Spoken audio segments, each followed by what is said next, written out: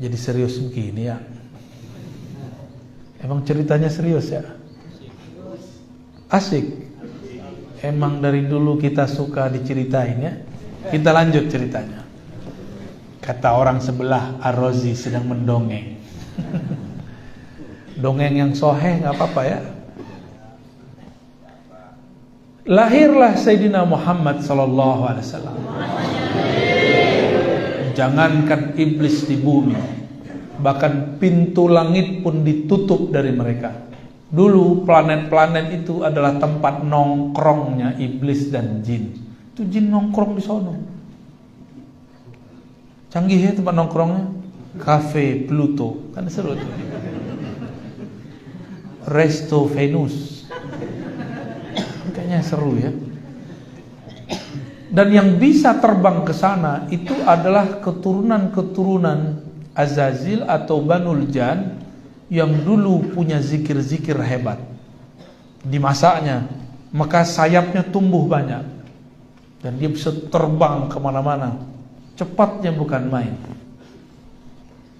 Ketika Sayyiduna Muhammad SAW lahir, apa kata busnya jin? Jadi itu kayak bus, kayak pembawa berita, kayak satelitnya jin. Kata mereka, wahai para dukun, semenjak lahir sosok yang ada di Mekah itu, langit kita sudah ditutup, sudah diboikot.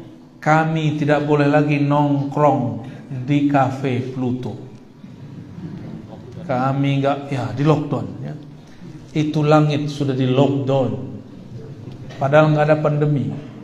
Jadi pandemi awal sudah terjadi di kalangan jin. Jin tiba-tiba menjadi buta, enggak bisa lagi cerita besok terjadi apa. Jadi ngapain jin itu di sana? Itu kalau malaikat ngomong di atas, itu bisa kedengeran. Mereka telinganya dideket-deketin. Oh, besok kejadian begini. Dia turun. Pas turun, dia kabarkan aulia usyayatin, wali-wali setan, dukun-dukun, bukan dukun beranak, dukun-dukun syirik. Kalau dukun beranak itu yang dulu bapak lahir sama dukun beranak kan? Iya. Kalau ini sama dukun Eropa ini. Ya, dokter bidan ya, itu dukun Eropa itu. Sama-sama dukun kan? Kalau ini dukun sakti yang bisa dia berkoneksi. Jadi batinnya bisa komunikasi sama jin. Ada yang bisa komunikasi sama jinnya? Kalau ada, jangan-jangan ya. Jangan-jangan pengikut si DJ ya. Tuan Dajjal. Bukan Tuan Takur, Pak. Itu orang Madura kalau nonton India, yang diingat cuma Tuan Takur. Ketika turun, mereka kemudian mengabarkan, itu pintu langit ditutup dan semua yang bisa terbang ke langit mengatakan ditutup. Ada satu yang gak percaya, masa sih? Saya mau coba tembus. Dia tembus, betul. Itu atmosfer lewat sama dia. Tapi apa yang terjadi? Baru saja keluar bumi, tiba-tiba malaikat tembak dia pakai ketapel. Cung. Dalilnya mana? Ada dalilnya, surah Al-Mulk. Walaqad zayyana as-samaa'a ad-dunya bimasabiha wa ja'alnaha rujuman lisyayatin. Saya ngarang atau ada dalilnya? Orang yang ngarang ini, bukan Ar-Razi yang ngarang. Itu bintang-bintang meteor-meteor dijadikan rujuman untuk nembak setan-setan nakal. Jadi jin itu kalau nakal langsung jadi setan. Kalau dia benar, dia langsung jadi muslim. Dan yang jin muslim tidak banyak. Ya, ini ada yang ikut Pak jin muslimnya Pak. Mau dikasih tahu? Ntar kabur semua. Sotoy katanya. Usut punya usut yang bersayap paling bagus, disuruh keliling bumi. Kamu keliling bumi. Siapa yang sedang lahir? Dilihat, banyak yang lahir tapi nggak ada yang aneh. Tahu-tahu di satu tempat padang pasir ada air zam-zam tidak jauh dari sana. lahir seorang keturunan Nabi Ibrahim bernama Sayyiduna Muhammad sallallahu alaihi wasallam. Ketika itu lahir, cahaya memancar darinya. Bergetarlah kekaisaran Romawi, istana raja-raja Persia, bahkan banyak negeri saat itu kemudian mengalami goncangan. Majusi punya menara api, apinya padam, padahal tidak pernah padam selama-lamanya. Baru kali itu padam. Maka kembalilah si pencari berita ini kepada tuannya, tuan iblis, tuan yang dia memimpin kelompok-kelompok jin dan setan. Apa kata si pemberita? Wahai tuan, ternyata ada sosok bercahaya lahir di Makkah. Ketika dia lahir, itu bergetar sampai ke Kekaisaran Romawi, bergetar sampai kepada istana raja-raja Persia, bisa menghancurkan, memadamkan api kelompok Majusi. Barulah kemudian bergetar, ketakutan itu iblis. Wah, oh ini zamannya. Berarti ini nabi yang ditunggu-tunggu, yang merupakan musuh besar kita. Dia dan umatnya setara dengan nabi-nabi, semua nabi yang ada.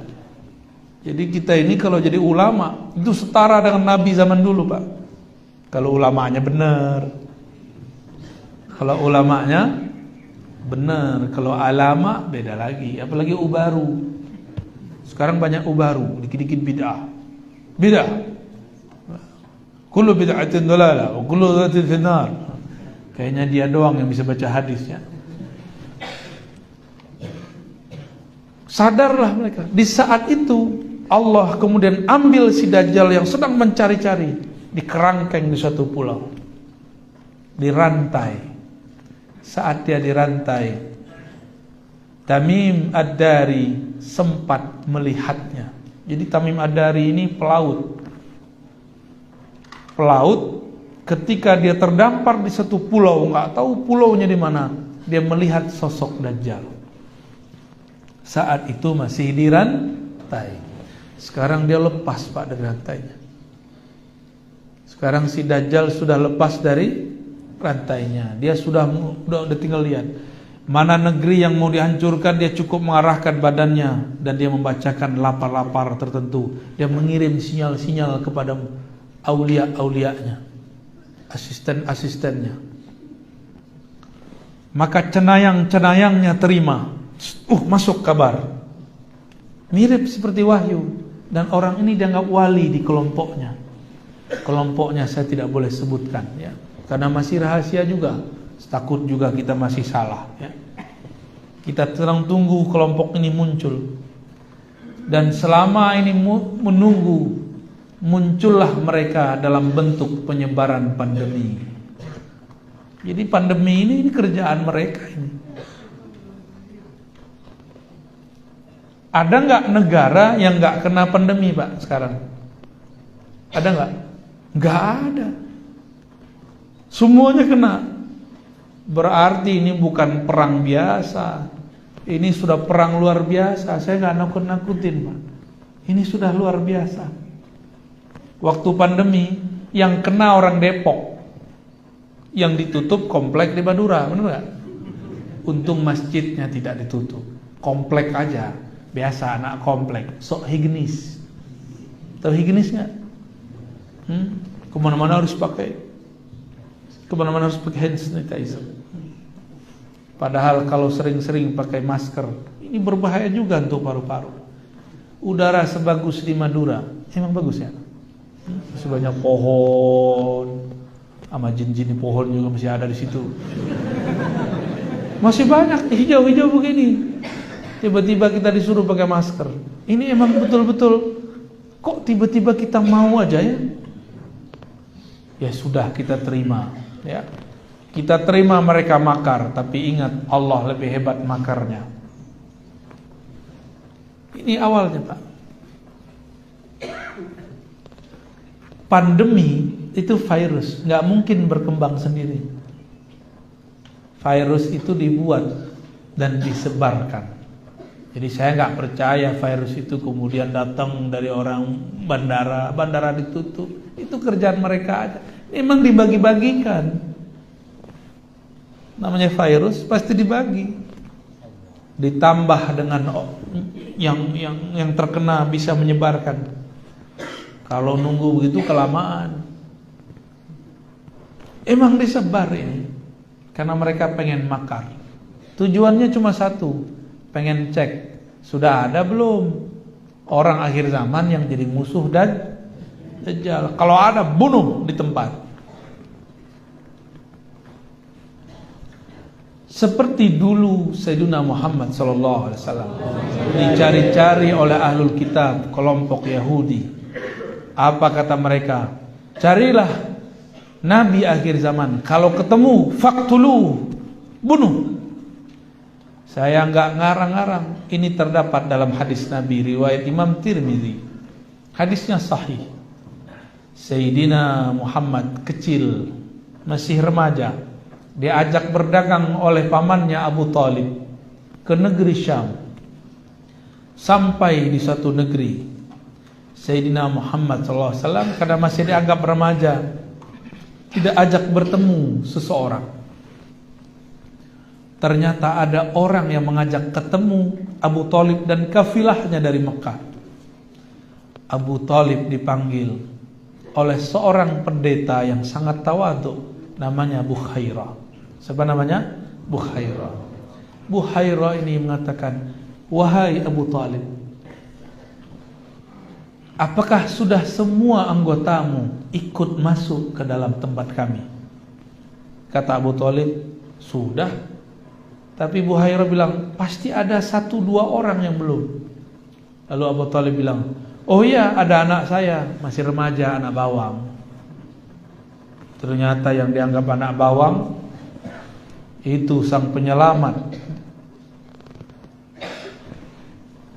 Bukhairah mengatakan, bawa aku kepadanya. Akhirnya Abu Talib membawa sosok Bukhairah kepada Nabi Muhammad muda. Terjadilah dialog ini tidak disebutkan dalam hadis, tapi disimpan dalam kolbu ahli ma'rifat. Mereka berdialog. Selesai dialog, maka kemudian Bukhairah ngomong kepada Abu Talib. Apa kata beliau? Hai Abu Talib, hazal ghulam nabiyyun. Anak ini bukan anak sembarangan, ini nabi. Abu Talib merinding dengar, hah? Nabi? Apa itu nabi? Bengong dia. Ini Sayyidul Anbiya wal Mursalin. Ini penghulu para nabi sebelumnya, para rasul sebelumnya. Yang kamu bawa ini, tolong bawa pulang. Segera pulangkan dia.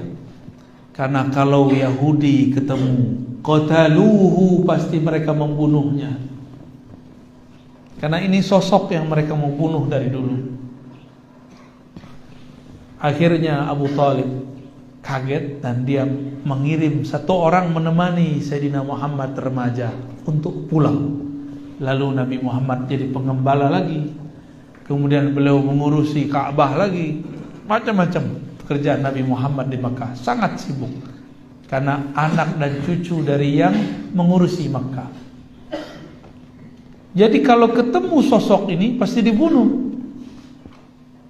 Nabi SAW mengatakan, nanti di akhir zaman akan ada keturunanku min ahli baiti, min waladi Fatimah, dari keturunan Sayyidah Fatimah. Ismuhu yuwati usmi, isimnya sesuai dengan isimku. Isim artinya tanda, tandanya sama dengan tandaku. Isim berarti ilmu, ilmunya tinggi seperti tingginya ilmuku. Itu yang disebut ismuhu yuwati usmi.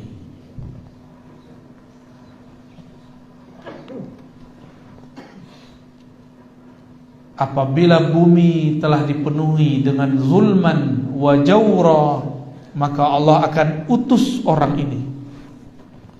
Jadi imam akhir zaman itu juga diutus, tapi bukan sebagai rasul dan nabi, sebagai seorang pemimpin wali, pemimpin para wali.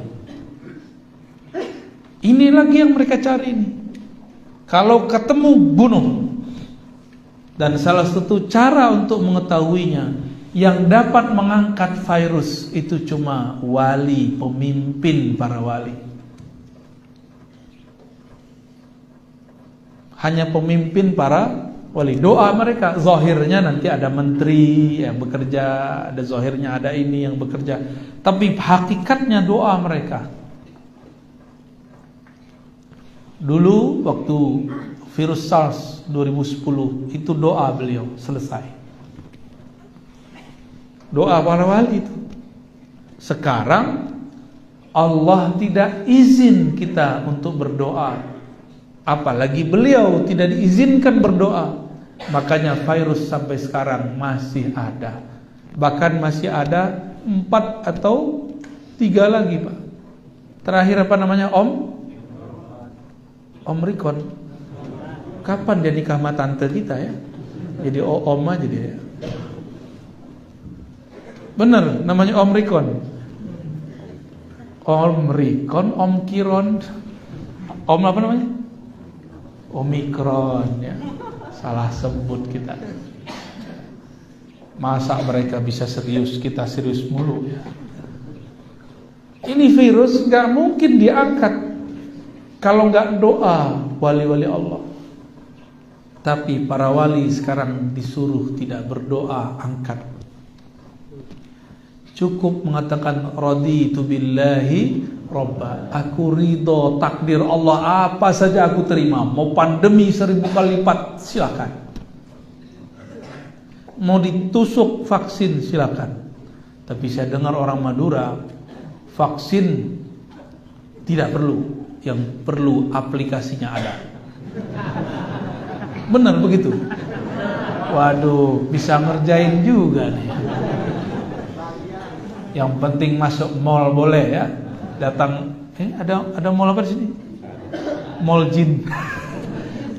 Masuk ke mall jin pakai peduli lindungi, kata jin nggak laku. Jadi mereka lagi nyari sosok ini. Saya juga sedang menunggu sosok itu. Lalu antum masih main-main aja ya. Anak-anak masih sibuk aja nge-game ya. Nggak mempersiapkan diri untuk munculnya beliau. Kita harus mempersiapkan diri, Pak. Mempersiapkan diri dengan kolbu yang bening, ruh yang selalu ingin bertemu dengan Bapak ruhnya, Sayyidina Nabi sallallahu alaihi wasallam. Ciri-cirinya, dialah orang yang paling mengerti ilmu ruh. Dan itu bukan kita. Kita ini cuma menukil beberapa saja yang bisa kita baca dari kitab dan kita dengar dari beberapa guru. Yang paling mengerti ilmu ruh, karena dulu si Dajjal mengirim orang-orangnya datang ke Rasulullah bertanya, yas'alunaka 'anir ruh. Mereka bertanya kepada engkau, hai Muhammad, apa hakikat ruh? Ar-ruh. Lalu Allah mengatakan ke Nabi Muhammad sallallahu alaihi wasallam, Qulir ruh min amri Rabbi. Katakan hai Muhammad, ar-ruh itu urusan Tuhanmu, bukan urusan kalian. Wa ma utitum, ini jangan salah paham. Tidaklah kamu diberikan, wahai ahli kitab, bukan Nabi Muhammad. Wa ma utitum, kan Nabi yang ngomong. Katakan hai Muhammad, wa ma utitum, kalian ini hai ahli kitab tidak diberi ilmu ini illa qalila, kecuali sedikit. Tapi ini sedikit menurut Allah. Orang kaya Madura itu biasanya pengusaha besi sama pupuk, benar kan? Bener gak? Sampai ke Jakarta, Pak. Itu kalau Bapak jalan di Parung, samping kiri kanan ada rongsokan mobil-mobil mewah atau mobil-mobil yang ada besinya, itu pastikan Al-Manduri. Orang Parung aja bingung, ini siapa yang punya tanah seluas ini? Siapa yang bisa beli bekas-bekas mobil sebanyak ini? Itu orang Madura itu. Kalau dia bawa ke sini Pak, nggak muat lagi pulau ini ya.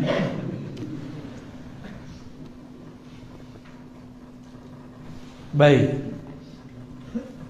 Apa kata Nabi? Wa ma utitum minal ilmi illa qalila. Kamu tidak beri ilmu tentang ruh kecuali sedikit. Sedikitnya orang kaya 1 M. Sedikitnya orang lebih kaya lagi mungkin 1 triliun. Orang paling kaya di dunia 10 triliun itu batuk Pak. Ngeluarin ingus keluar 10 triliun. Tapi sedikit anak kecil 500 ribu ya. Sedikitnya kita berapa? 1000. Nah, nanti cek aja pas Jumatan, masuk kotak berapa tuh? Itu yang paling sedikit itu. Ada yang keluarnya 5.000, wah berarti sedikit dia 5.000. Ada yang keluar 50.000, wah berarti sedikit dia 50.000. Ini yang mana nih? Yang sedikitnya 50.000 apa 5.000? 50.000 ya? Wah, keren berarti. Atau nggak keluar? Ini belum curhat, nggak keluar. Baik. Yang dicarinya siapa? Yang mengerti ilmu ruh.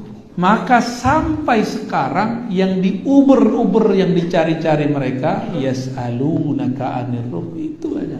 Mereka lagi cari sosok yang mengerti ilmu tentang ar-ruh. Kalau ketemu diapain? Kalau nggak bisa diajak kerja sama, bunuh. Gitu. Yang saya sampaikan sekarang mungkin di YouTube itu cuma yang tertulis di kitab aja itu. Itu belum banyak ilmu ruhnya. Belum seberapa. Jangan dikira itu keren Pak, itu biasa sekali. Itu aqallul qalil. Lebih sedikit lagi daripada yang qalil-qalil itu. Mereka lagi buru orang ini. Kalau ketemu orang ini dipastikan dialah ismuhu yuwati usmi. Namanya sesuai dengan namaku. Ciri-cirinya sama dengan ciri-ciriku. Saya lagi nyari itu. Mungkinkah Allah membiarkan orang yang memegang rahasianya ember? Tahu ember? Suka ngomong-ngomong, ngaku jadi Imam Mahdi di Facebook. Ada nggak? Ada banyak. Ngaku jadi Imam Mahdi di YouTube. Ya salam. YouTube itu punya mereka. Ngaku di situ habis ente. Maka orang-orang yang ngaku jadi Imam Mahdi di YouTube, di Facebook, belum mati-mati kan itu orang? Berarti bukan mereka. Karena kalau dia ngaku di YouTube, selesai dia. Jadi nanti kita akan dihadapi masa yang tidak lama lagi, sedikit lagi akan banyak orang ngaku dirinya Imam Mahdi. Saya harap di Madura tidak ada yang ngaku ya. Amin. Ada calon nggak di sini? Kawan kita bingung dengan ilmu akhir zaman. Dikumpulkanlah hadis-hadis dapat. Ketemu riwayat, jidatnya lebar, hidungnya mancung. Lama-lama dia ngaca. Kayaknya aku ini. Yang begitu sudah ada yang datang ke saya Pak. Saya tanya. Belum dia ngomong, tahu-tahu hati saya ngomong sama hati dia. Dia ngomong begini di hatinya. Sayalah Mahdi yang engkau cari wahai Ar-Razi. Dalam hati mau ketawa. Kita candain aja. Bro, ente ini serius amat. Baru jidat lebar, hidung mancung dengan aku Mahdi. Bukan itu ya Al-Mahdi. Dia kaget. Baru dia mau ngomong, saya udah kemudian ngomong. Tuh nggak tahu juga tuh ya. Pakai telegram. Telepati namanya Pak. Kolbu bisa ngomong mengkolbu. Nggak selalu, sesekali aja. Kan gawat kalau tiap hari begitu. Gawat Pak kalau tiap hari bisa baca hati si orang. Itu Allah kasih tahu aja tuh. Tuh kamu dengerin kolbunya. Kita candain. Masa Imam Mahdi kayak ente? Hidung kurang mancung ini. Jidatnya kelebaran. Namanya botak. Ada yang datang Pak ya. Dan itu bukan satu dua, banyak. Ada yang gamer, dia kemudian berkhayal dalam gamenya, akulah sang juru selamat, akulah Ratu Adil, akulah Al-Mahdi yang dicari Ar-Razi. Kirim email sama kita ya. Al-Mahdi main email-emailan. Canggih juga Al-Mahdi zaman now ya. Terakhir, kalau ini pemegang rahasia ar-ruh, mungkinkah dia obral rahasia? Kalau ada orang jualan barang mewah, mungkinkah dia cerita di pinggir jalan? Mungkin nggak? Nggak mungkin. Kalau ada orang jualan berlian mahal, mungkinkah dia buka di kaki lima? Mungkin nggak? Nggak mungkin. Jika ada kekasih Allah yang Allah simpan rahasia di kalbunya, mungkinkah dia cerita di mimbar? Mungkinkah dia cerita di mimbar YouTube? Mungkinkah dia ngaku-ngaku jadi wali kutub? Kecuali kepada ahlinya, yang ada sekarang menjadi wali YouTube. Di depan saya banyak sekali wali YouTube ya. Bapak ibu yang bukan Allah, ibunya nggak ada ya. Eskatologi dan manusia akhir zaman. Maksudnya kita harus mulai sadar, semua agama, semua aliran sekarang sedang menunggu itu. Kok masih ada orang ngomong, Ar-Razi ini ngomong apa ini? Ini dunia masih panjang. Dia lupa 2 tahun lalu kayak mau mati, kayak mau stres di kompleknya ketika pandemi di Depok. Tapi yang tutup komplek dia. Pandeminya di mana? Depok, Pak. Orang pertama kena. Itu langsung tutup semua komplek di mana-mana. Aneh nggak tuh? Berarti betul pandeminya ada, cuma beritanya lebih besar dari kenyataannya. Tapi kemarin kejadiannya lebih besar dari beritanya. Setiap hari ada sekian orang mati, tapi beritanya dikurang-kurangi. Itulah kerjaan mereka ya. Maka saya cuma mengajak, mengingatkan seperti Nabi Yuna Muhammad SAW mengingatkan. Apa kata beliau? Aku ingatkan kalian mengenai kemunculan Ad-Dajjal, sang pembohong besar. Bukan hanya sistem, tapi ada sosoknya. Inilah yang diingatkan dulu oleh setiap para nabi, hatta Nabi Nuh. Tapi semua nabi tidak satu pun yang menghadapi Dajjal kecuali Nabi Musa, itu pun tidak berlawanan. Yang dapat tugas umat akhir zaman. Berarti tugas kita berat apa ringan? Berat. Maka nanti orang yang tidak kenal ma'rifatullah, pasti dia melenceng kepada Dajjal. Dikira Dajjal lah Al-Mahdi. Nauzubillah min.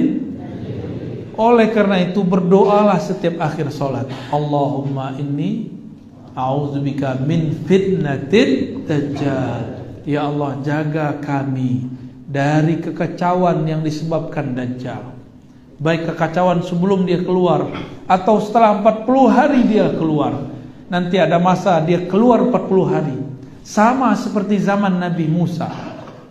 40 hari. Tapi rasanya 40 tahun. Gimana kira-kira? Rasanya 40 tahun. Kuat nggak hidup zaman begitu? Kalau nggak minta mati duluan aja ya. Jadi jangan protes kalau kena pandemi ntar. Emang dia minta meninggal, ya. Tapi tenang, itu kan makarnya iblis. Kalau Allah makar, kira-kira lebih menang yang mana?